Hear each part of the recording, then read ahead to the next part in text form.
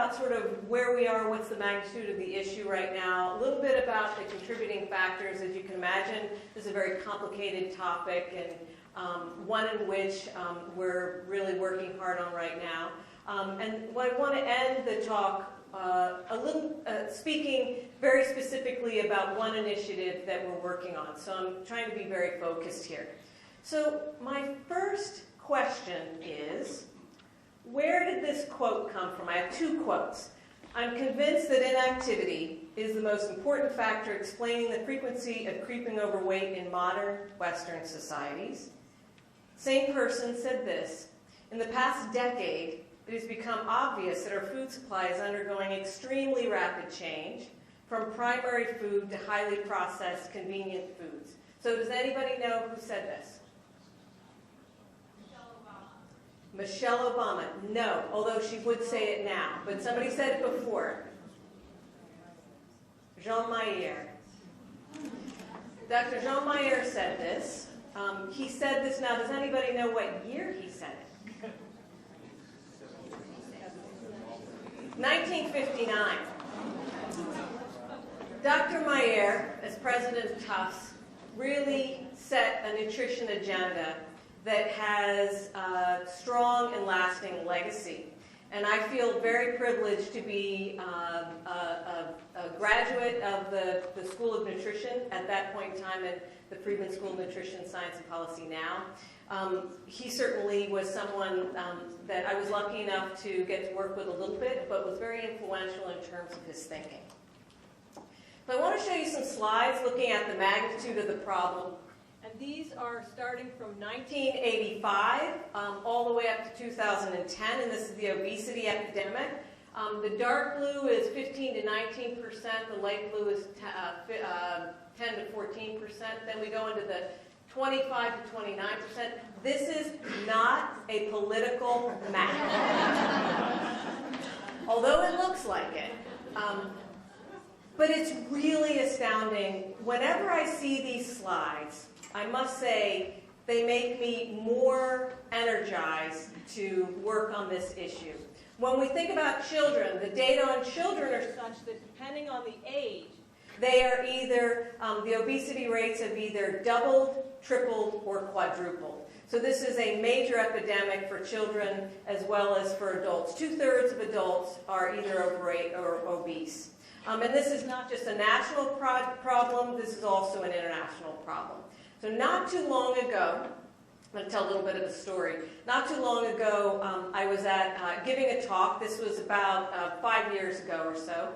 And my lovely husband, who is incredibly supportive of me, was at the talk, and he heard me speak, and we're driving home, and he says, "So, honey, I know you've been really hard at work, feeling like you're making a great impact, but I look at those slides and I wonder, what have you been doing for the last 2.5 decades?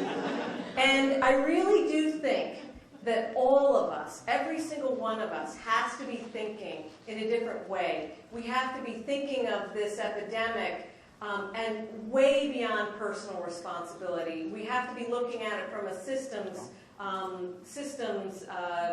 sort of dynamic realm of thinking. So why do we care? What's the impact? What are the problems? Well, beyond the obvious health problems that we know about with heart disease and diabetes and arthritis and different types of cancer, about 25% of cancers are attributable now to obesity epidemic. What I would say is that there are three main reasons. The first is actually environmental.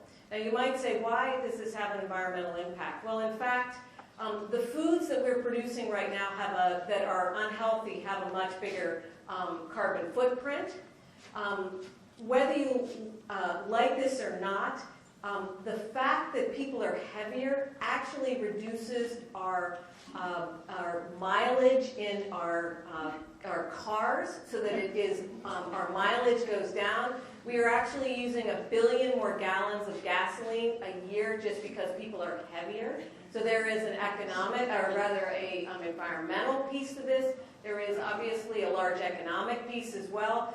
The latest Brookings report that was done a couple of years ago attributes about $215 billion a year, not to compete with Alzheimer's. All of these issues are major, but due directly to healthcare costs and lost productivity. So there is a massive economic issue here. And then finally, there is a national security issue. The fact that 1/3 of recruits, of eligible recruits into the armed forces, are literally too fat to fight is really having an impact on our national security and our armed forces. And this is why I really believe that finally there is sort of a collective interest to really work on this issue, especially childhood obesity. So, something somewhere went terribly wrong.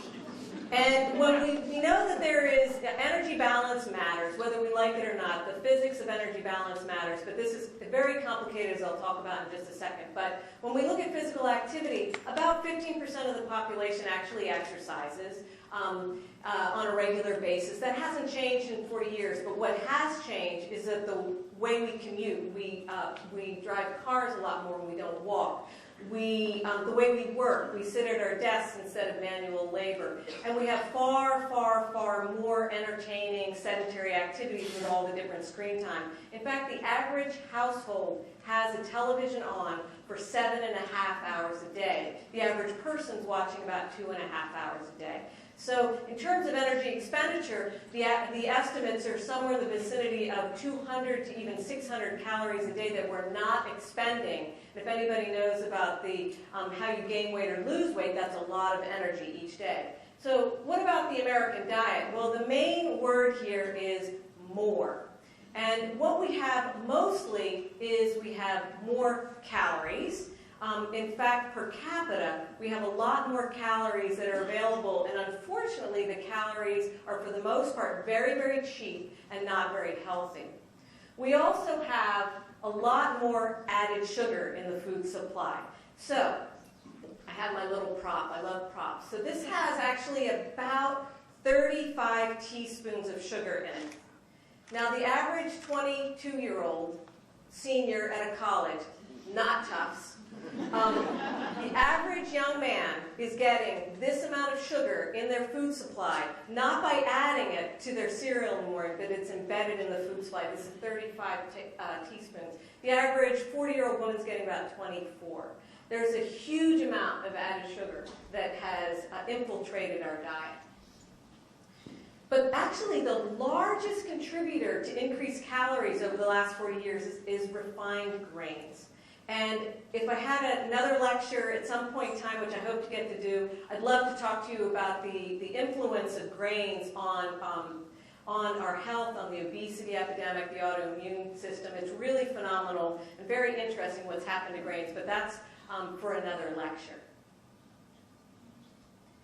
We don't have much in the way of actual fruits and vegetables. They're actually not very accessible for many people in the population. And if every single one of us tomorrow woke up and ate 5 fruits and vegetables a day, which the average is actually less than 3, but if we all got up and ate 5 fruits and vegetables, we'd be 10 million acres shy in production of having enough fruits and vegetables.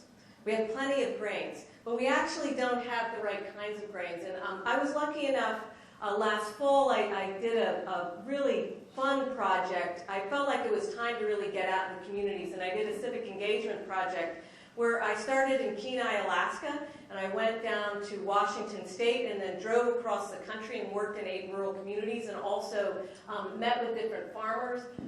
Sam and Brooke Lucy here at Bluebird Grain Farms in Northeast Cascades are growing an ancient wheat emmer, which actually has the same genetic makeup of the wheat that we actually ate 1,000 years ago. So there is some spots of innovation that's very exciting out there, but it's too few and too far between. So it may seem completely daunting, this issue of the obesity epidemic. I walked through Penn Station and I look around with my colleague. Last week, Chris Conamos and I were here, and we both looked at each other and said, there is no way that we can actually do this. But the fact is that I think that the cliff may be high and the course may not be all that clear. But at some point in time, and I like to make fun of myself, at some point in time, we got to stop talking about this, and we actually have to just dive in, and we have to do something about this. And that's really what we're working on right now at the Friedman School. I've been lucky enough to found and direct the John Hancock Research Center on physical activity, nutrition, and obesity prevention, and the co-director is my very, very smart and innovative colleague, Christina Economos. And our work at the center is both from the biological to the public policy to sort of the societal end. And most of our work has actually been in communities across the country, from working with new immigrants in Somerville to our Strongman program that is national in about 35 states. But what I want to talk to you today in my few remaining minutes is to really talk about one project, our largest project at the moment, which is something that we call Child Obesity 180, reverse the trend. 3 years ago, Trustee Peter Dolan called me up and he said, I have some time. I am really upset about this childhood obesity epidemic, and I don't think enough of the world is really doing anything about this. I have the time, and I feel like that I could make a real difference, and I want to help. So Chris, Peter, and I worked together over about 3 or 4 months to begin with to really understand the landscape of what's out there. What we saw, which really echoed what the Institute of Medicine showed, was that there's a lot of different activities going on, but they're too few, too small, and too uncoordinated.